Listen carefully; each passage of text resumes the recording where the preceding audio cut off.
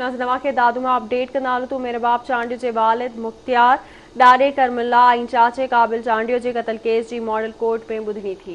बिल्कुल नाज़रीन, अहम ख़बर अवां ताईं पहुचाई पिया। ॿुधणी दौरान सरदार अहमद चांडियो, बुरहान खान चांडियो ऐं ॿिया अदालत में पेश थिया।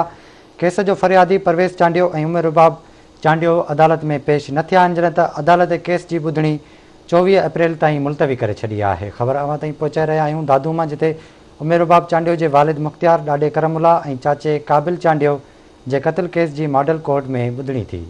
अवां खे अपडेट कनालू अहम ख़बर आहे तो मेरे बाप चांडियो जे वालिद मुख्तियार, ॾाॾे करमुल्ला ऐं चाचे काबिल चांडियो जे क़त्ल केस जी मॉडल कोर्ट में ॿुधणी थी आहे। ॿुधणी दौरान सरदार अहमद चांडियो, बुरहान खान चांडियो ऐं ॿिया अदालत में पेश थिया। केस जो फरियादी परवेज़ चांडियो ऐं उमर रुबाब चांडियो अदालत में पेश न थिया, जॾहिं त अदालत केस जी ॿुधणी 24 अप्रैल ताईं मुलतवी करे छॾी आहे। तफ़सील मालूम कंदासीं दादूमा तारिक लिगारी खान जी। तारिक, वधीक छा तफ़सील आहिनि?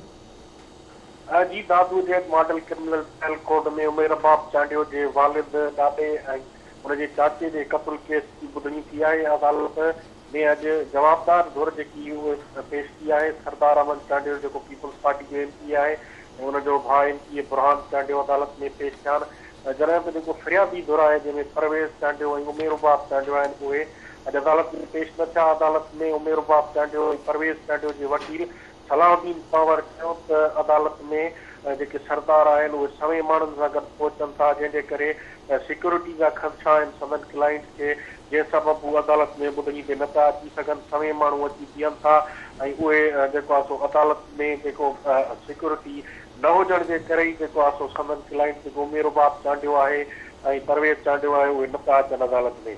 उन ते अदालत पारां जेको आहे सो पुलिस खे हुकुम ॾिना विया त जेके गैर वास्तेदार माण्हू अदालत प्रिमिसिस में अचनि था, उन्हनि खे फौरी तौर ते उतां ॿाहिरि कढियो वञे। जंहिंखां पोइ पुलिस हरकत में आई ऐं उन्हनि माण्हुनि खे ॿाहिरि कढियो वियो। अॼु अदालत में केस जी ॿुधणी न थी सघी, जंहिं बाद अदालत केस जी ॿुधणी जेका आहे उहा मुलतवी करे छॾी आहे 24 अप्रैल ताईं। वरी महिरबानी मुंहिंजी तारीख़ अपडेट करण लाइ।